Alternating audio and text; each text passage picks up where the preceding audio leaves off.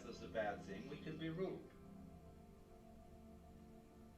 And that is why no government likes mystics.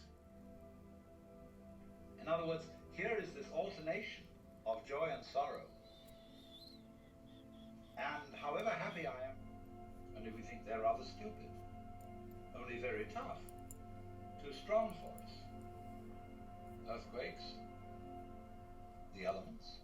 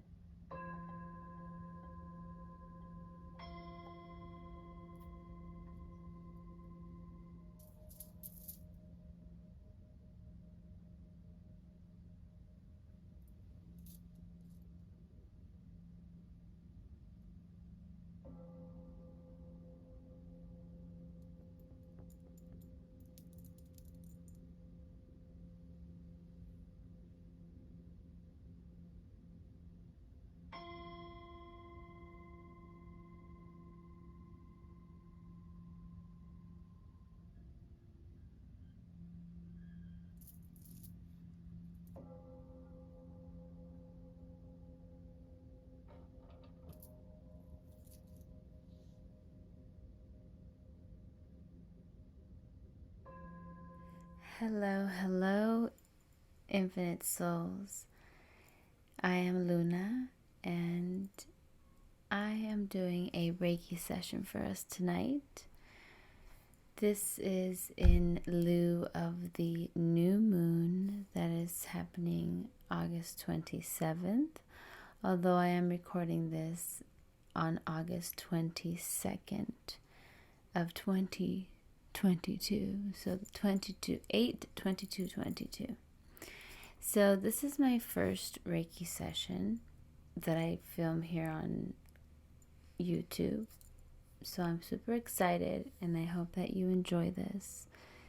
This session is meant to help you unwind, experience this session as if you are experiencing a Reiki session. If you say yes to the session, then you are receiving the benefits of this session, if you believe in that.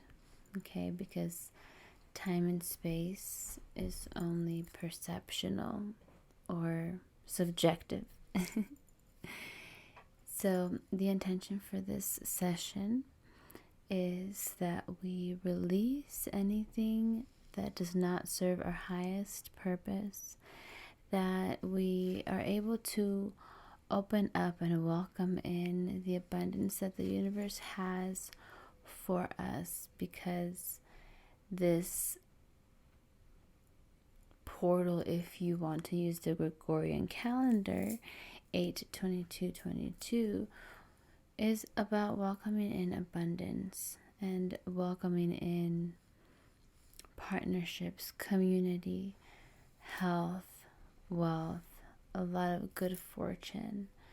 If you break down the numbers, you will also get a 6 in there. You'll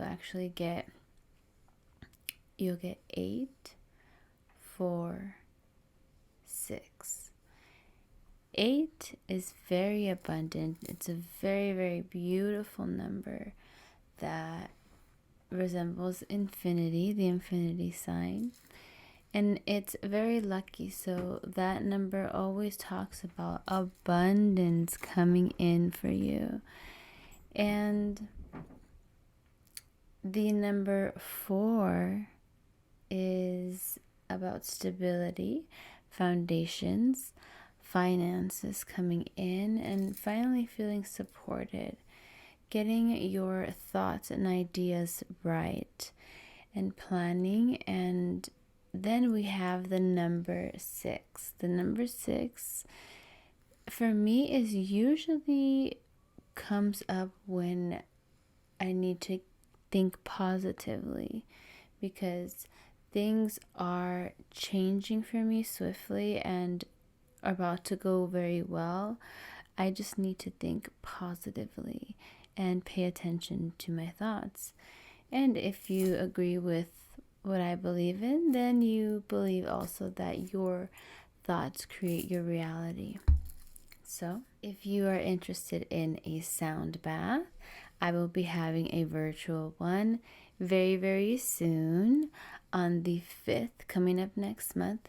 If you are interested, send me a comment or a DM on any of my socials, and I will let you know where to find the link for that.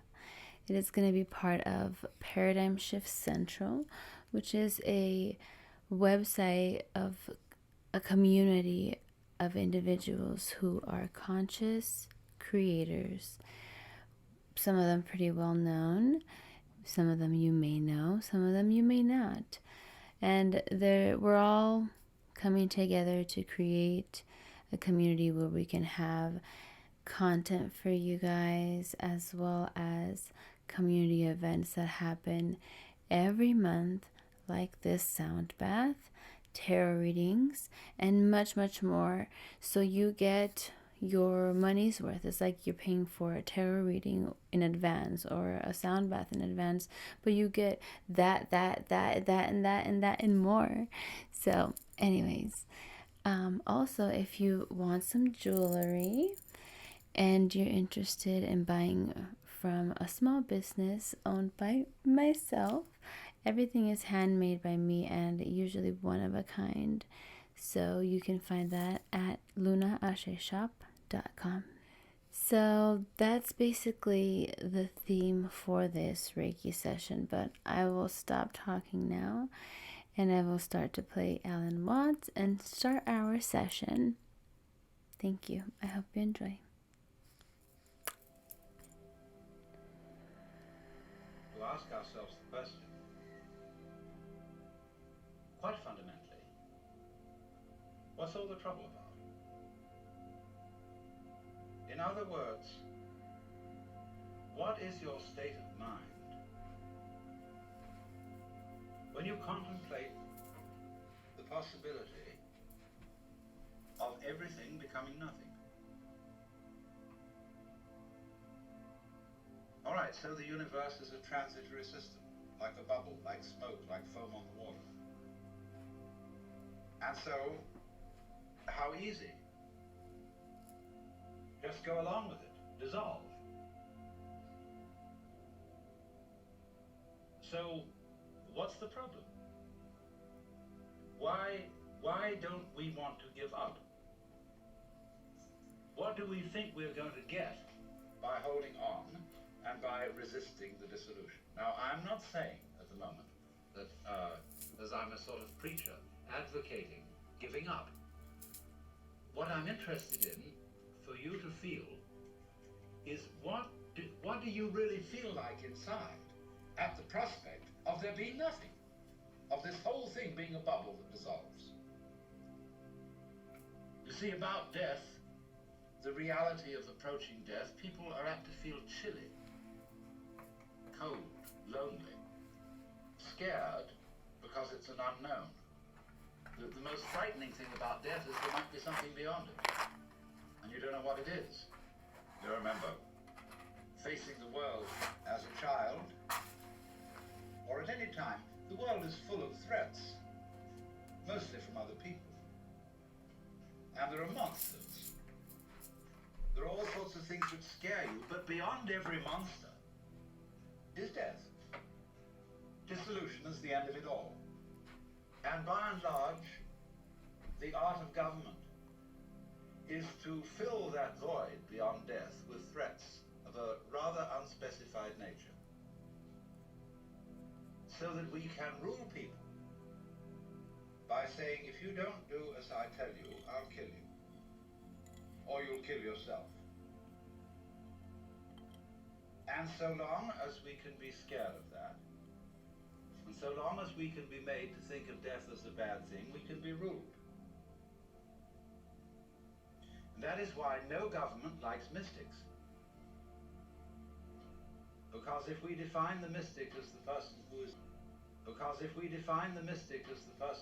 no longer scared of death, because the mystic is, in the simplest possible language, the person who understands that you have to have nothing to have something.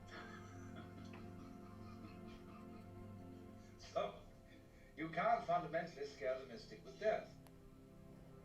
Because, say, well, what end can it all come to? What's all the trouble about? The most it can come to is nothing. I mean, there may be some troubles on the way of resisting this, basically resisting it. I mean, as you might say, the very cells in your body resist their dissolution. And so, in this resistance, there's an experience called pain, which we've been discussing. But beyond pain is annihilation.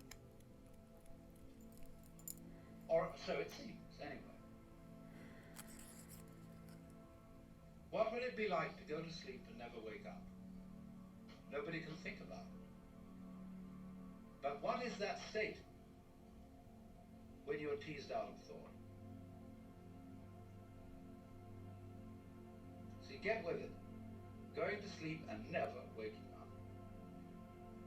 This is not, as you would fantasize it, a state of being in the dark forever. It is not like being buried alive. Because then there's an experience of darkness. Now I remember a little while ago having at one of my seminars a girl who was born blind. And I had the most interesting discussion with her because she doesn't know what darkness is. The word is absolutely meaningless to her. Because she's never seen light. Now so, when you really think about nothingness, it becomes like what I've often referred to, is how your head looks to your eyes. And behind the eyes you don't see darkness, do you? Right now. You're not aware of a contrast of light here and black there. Behind the visual field, this way, you can't see darkness. There is simply nothing conceivable at all. Neither darkness nor light. See? All right. So, might one venture to say almost that area of blankness we call death is what lies behind the eyes. In other words, it is what we can't think about. That's what's watching. In other words, the farthest we can go in thinking about nothing, you see, we get to the root of the matter. Let me put this in another way. The world is form. Now, you cannot look for the origin of form in form. Because what you would get then would be a universe where you couldn't make out any form at all because there was so much of it. It would be like writing a letter on top of a newspaper and then putting a picture over that and then doing something else until there wasn't a single square millimeter of paper left, of blank paper. Nobody could read anything. But one can read, one can see form, one can see the world. Simply because there's always emptiness behind it. So you see, in this way, emptiness being the mother of form. And you can always say, yes, only the form is there, that's all that's real. That is only saying it's all that is figure. What about background? It always has to be there.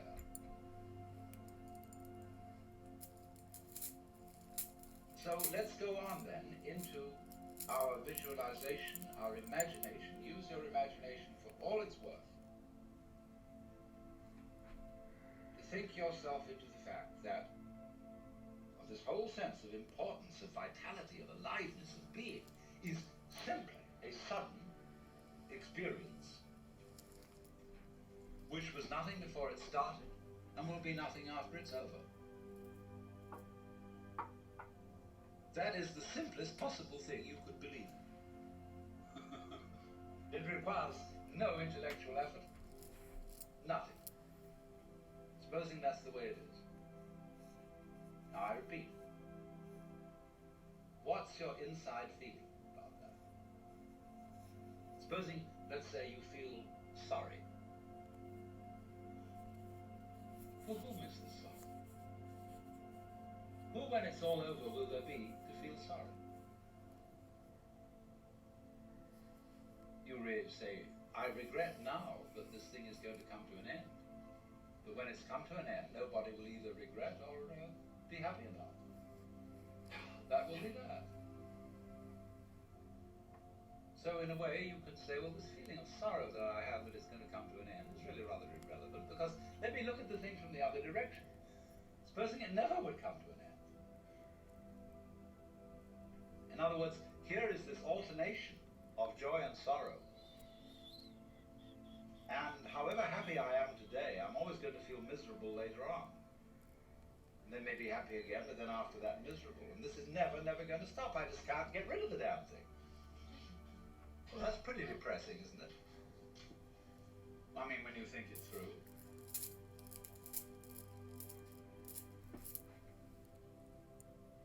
So you say, well, let's make a compromise between these two possibilities.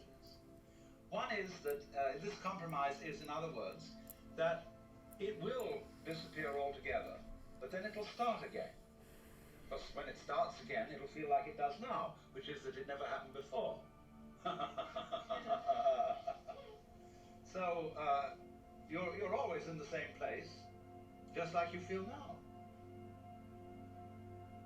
That's supposing that the Hindus are right, that the universe lasts for 4,320,000 years, and then it vanishes, and then it starts and runs for another 4,320,000 years, and then it vanishes, and it does it again. And it does it, and does it, and does it, and does it, and there is no end to this. But fortunately, because of the forgettery, every 4,320,000 years, it doesn't become a totally insufferable bore. There is this blank space, this trough between the crests of the waves. You see? Now the Hindus thought about that, and they got tired. And they thought about the possibility of moksha, liberation, or nirvana, from the everlasting cycle of appearing and disappearing. But then when they had thought that through, the Buddhists, for example, having really said, now we've got the trick, as the Buddha said after his enlightenment, now I found you out, you who build the house. I'm going to take the house apart. The roof beam is brought down. Desire is the builder of the house. See, I found you. Never again shall you build it. And the Buddhists thought that one over. They asked, they're crazy, we found a way out of samsara, the wheel of birth and death. And somebody one day said, but, isn't that rather selfish? You get yourself out, what about all the other people? Don't you have any feeling of compassion? Oh yes, they said, of course. We forgot that, didn't we?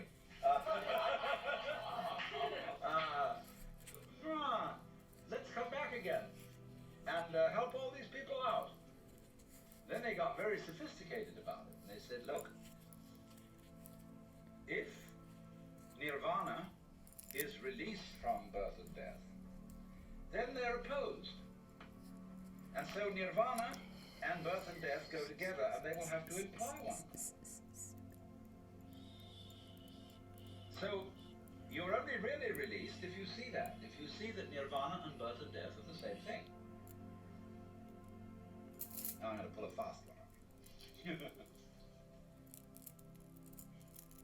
So every time an incarnation occurs, it feels like this one. See, it might be quite different. We might be reincarnated in another universe as beings of an altogether different shape. See? Not at all like human beings. But because we were used to it, we would feel that that was the human shape. We would say, well, that's natural. Obviously, that's the way things are.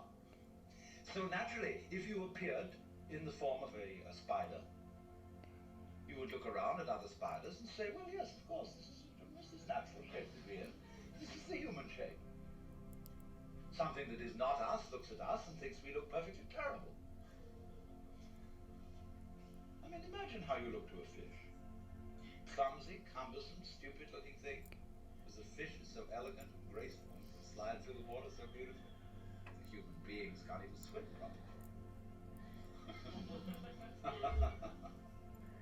So don't you see that in every world that comes into being, or could come into being, it seems just like it seems now.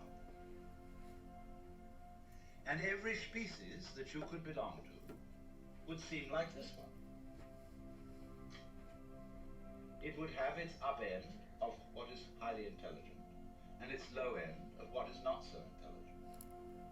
You would be aware of superior forces and inferior forces.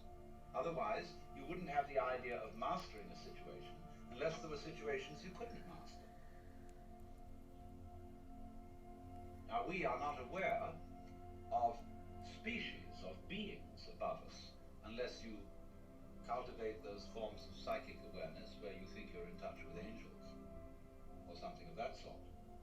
But the things that appear to be above us are great natural processes, and we think they're rather stupid, only very tough, too strong for us. Earthquakes, the elements, also some little ones. See, the virus is a very troublesome being. And this is where a human being really finds himself at his wit's end in dealing with molecular biology.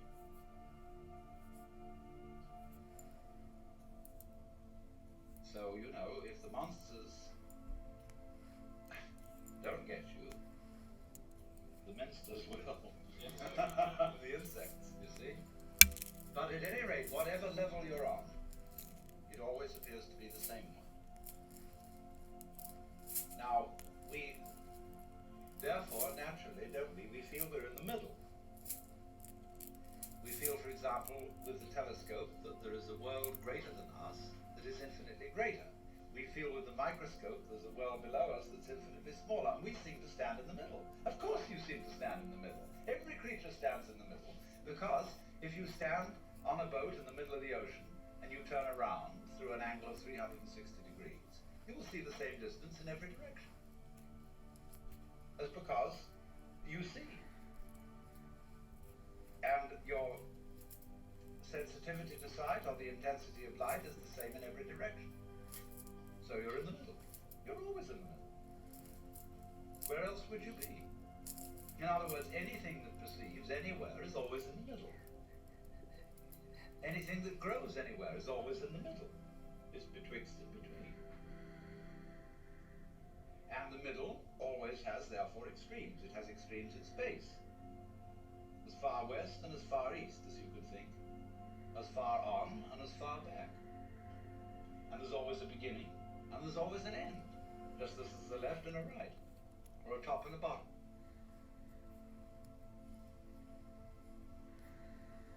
So, also, if you are aware of a state which you call is, or reality, or life, this implies another state called isn't, or illusion, or unreality, or nothingness, or death. There it is. You can't know one without the other. And so as to make life poignant, it's always going to come to an end. That is exactly, don't you see, what makes it lively. Liveliness is change, is motion. And motion is going like this. See, going to fall out. And be gone.